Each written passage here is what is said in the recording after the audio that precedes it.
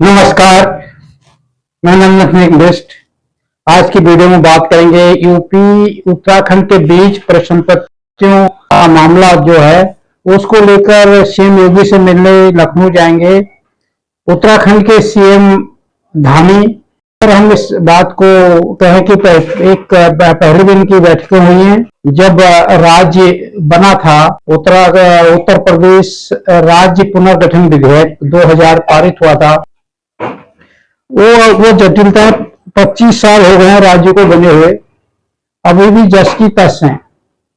तो उसी को लेकर इस वीडियो में विस्तार से बात करेंगे, आप वीडियो को अंत तक देखें। अभी हमने और माननीय मुख्यमंत्री जी ने योगी आदित्यनाथ जी से मिलने जाना है और परिसंपत्तियों का हमने फैसला करना है। उसमें सिंचाई विभाग के कुछ बैराजेस हैं, जैसे खास करके बनबासा का बैराज जो है वो उत्तर प्रदेश के पास है और वो अपनी आयु पूरी कर चुका है, 100 साल उसकी आयु हो चुकी है। अगर उसमें कोई भी डैमेज हो जाएगा तो नेपाल से हमारा आवागमन जो है वो बंद हो जाएगा। इसकी पहले भी इन्होंने मुलाकातें हुई हैं सिंचाई मंत्री की, उत्तर प्रदेश के जो सिंचाई मंत्री हैं उनसे बातचीत हुई और उसका इन्होंने शुक्रिया भी अदा किया।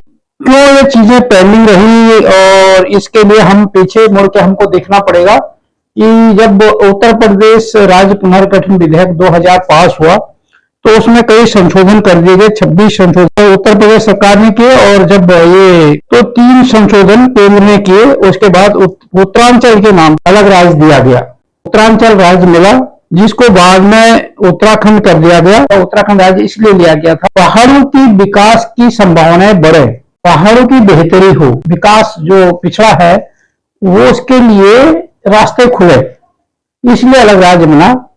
परंतु जब ये राज्य बना तो उस समय जो वहां के प्राकृतिक संसाधन थे, जो वहां पर परियोजनाएं चल रही थी, चाहे वो जल विद्युत योजना हो या वित्त निगम हो या वहां पर जो सिंचाई विभाग की योजनाएं हों या वहां पर जो पर्यटन विभाग की योजनाएं हों, वो सब पर अधिकार उसने यूपी ने अपने पास रखा। वहां की जमीनों पर जो सरकार के पास थी वो उसका अपने पास रखा। वहां पर जो नेचुरल रिसोर्सेज हैं, जल जंगल जमीन है, उसके लिए अलग अलग बोर्ड बनाने की बात हुई कि अब लगातार बातें चल रही कि उनमें कोई वो समाधान निकाला जाए। जो 25 साल हो गए हैं, तो 25 साल में जब हम उत्तर प्रदेश के साथ थे उस समय वहां के लोगों ने चंदा लेकर आपस में श्रमदान देकर वर्तमान 25 सालों से बेहतर काम किए थे। वहां पर जितने भी स्कूल बनाए लोगों ने अपने पैसे से और श्रमदान से बनाए, रास्ते अपने पैसे से देकर श्रमदान से बनाए, ऐसे कई योजनाएं बनाई। पर आज जब उसकी तुलना की जाए 25 साल में, आज जिस उद्देश्य से बना था कि पहाड़ों के विकास की संभावनाएं बढ़ेंगी, रास्ते खुलेंगे, परंतु ऐसा नहीं हुआ। जो विकास पहाड़ चलना था, जिसके लिए अलग राज्य लिया था, वो नहीं चल पाया। जो अलग राज्य बनने का जो फायदा दिख रहा था आंदोलनकारियों को कि अलग राज्य बनेगा तो क्या हुआ, तो ऐसा लग रहा था जब अलग राज्य बनेगा तो उसमें अलग राज्य बनने से क्या होगा, जो पर्वतीय क्षेत्र है, क्योंकि ये पर्वतीय राज्य है, तो जो प्रशासन है उसको विकास और संसाधनों के बेहतर प्रबंधन का उनको एक अधिकार मिल जाएगा, एक पावर मिल जाएगी, एक ताकत मिल जाएगी। वहां पे जो प्रशासन होगा, जो शासन, क्योंकि अपना शासन होगा, तो वहां उनको एक वहां के जो विकास के लिए है संसाधनों को बेहतर ढंग से प्रबंधन कर सकता था, ये अनुमान लगाया जा रहा था। उसके बाद केंद्र और राज्य सरकार की योजनाओं का सीधा लाभ वहां के राज्य को मिलेगा, पहाड़ों को मिलेगा, ये समझा जा रहा था। और स्थानीय लोगों को प्रशासनिक जो भागीदारी और प्रतिनिधित्व बढ़ेगा। अब उससे यह लग रहा था कि जो शासन में होंगे, प्रशासन में होंगे, सब हमारे अपने लोग होंगे और हमारे लोगों को रोजगार ज्यादा मिलेगा, और हमारे लोग शासन में भी प्रशासन में हमारे लोग होंगे तो विकास ज्यादा होगा। परंतु इसके उल्टे जो नुकसान हुआ, क्योंकि जो परिसंपत्तियां हैं, कर्मचारियों का मामला है, जल संसाधन, जो उत्तराखंड में जिसकी भी सरकार आई तो वो उत्तराखंड के प्रति वफादार नहीं रही, क्योंकि उसको अपना पक्ष जोरदार ढंग से रखना चाहिए था। तो दलीय राजनीति के चक्कर में उत्तराखंडियों के हितों के साथ कुठाराघात करते रहे। माओ का मुद्दा है और संसाधनों का मुद्दा है, जैसे मैंने बात की, और राजधानी का मुद्दा है, जैसे अभी तक हम अस्थायी राजधानी में देहरादून में, तो वो मुद्दा भी उत्तराखंड सुलझा नहीं पाया। 25 सालों में। और अगर और करे जो संशोधन हुए इसमें ये सारी चीजें हुई है तो उत्तराखंड राज्य मिलने का जो फायदा दिख रहा था कि पहाड़ के लिए विकास के रास्ते खुलेंगे, केंद्र से और राज्य का जो फंड आएगा वो सीधे जो लखनऊ के रास्ते आता था अब सीधे आएगा और फायदा होगा।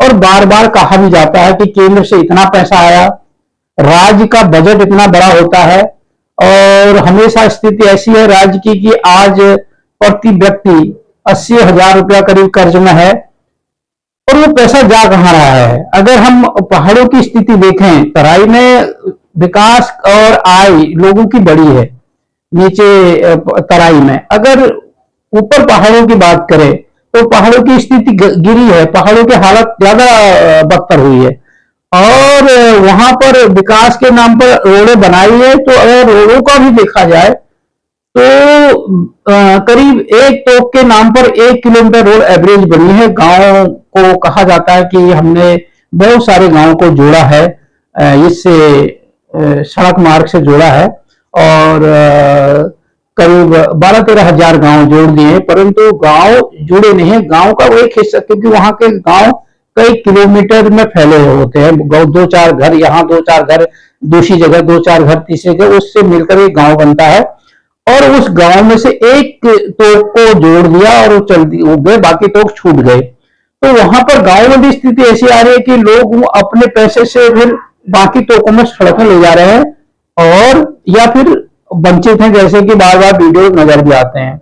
दूसरी स्थिति और खराब यह है कि उन पर जो रोडें बनी हुई हैं उनमें कई का अभी तक डामर ही नहीं हुआ और डामरीकरण नहीं हुआ। उसके बाद उनमें परिवहन नहीं है, सरकारी परिवहन नहीं है। लोग अपने निजी वाहन जिनके पास हैं उनको उसका लाभ मिल रहा है, नहीं तो फिर वही जो यूपी के समय की स्थितियां थी वो जस की तस हैं। जहां बसें उस समय चलती थी वहीं से सरकारी बस पकड़ के लोग आते हैं, अगर जिनके पास पैसा है वो अपनी गाड़ी करके जो उत्तराखंड बनने के बाद जो रोडें बनी है उसका लाभ उठा रहे हैं। दूसरी स्थिति और अगर हम बात करें कि जो प्रतिनिधियों में जो संवेदनहीनता आई है, प्रवासी वर्ग को उन्होंने ज्यादा खुश करने की कोशिश की है। जब चुनाव होता है तो प्रवासी लोगों को यहाँ से गाड़ियों में भर भर के ले जाते हैं और अपना चुनाव जीत जाते हैं और उसके बाद स्थितियां ऐसी होती हैं कि प्रवासी तो अपने प्रवास में, उन्हें गांव में कोई सुविधा हो ना हो कोई दिक्कत नहीं, अगर नहीं भी हो रहा तो वो पैसा लगा के अपने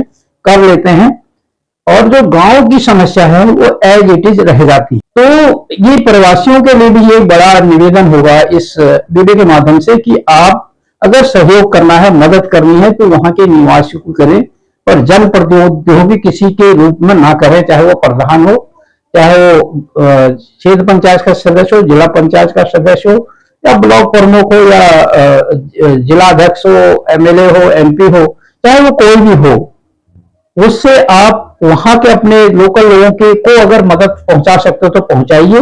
अपनी तरफ से मदद भी करनी है तो उनकी कीजिए, ना कि इनकी, चाहे वो बोर्ड के माध्यम से। अगर वो समाज जिसको सही समझता है आप उसको सपोर्ट कीजिए, यहां से जाकर वहां की जो संभावनाएं हैं उनको नुकसान ना कीजिए, क्योंकि होता क्या है कि उसके बाद उनको पता है कि मैं जब मेरे को लड़ना होगा तो मैं वोट गाड़ियों में भर भर के प्रवास से ले आऊंगा, इसलिए वो वहां के स्थानीय लोगों की बात ज्यादा सुनते भी नहीं है।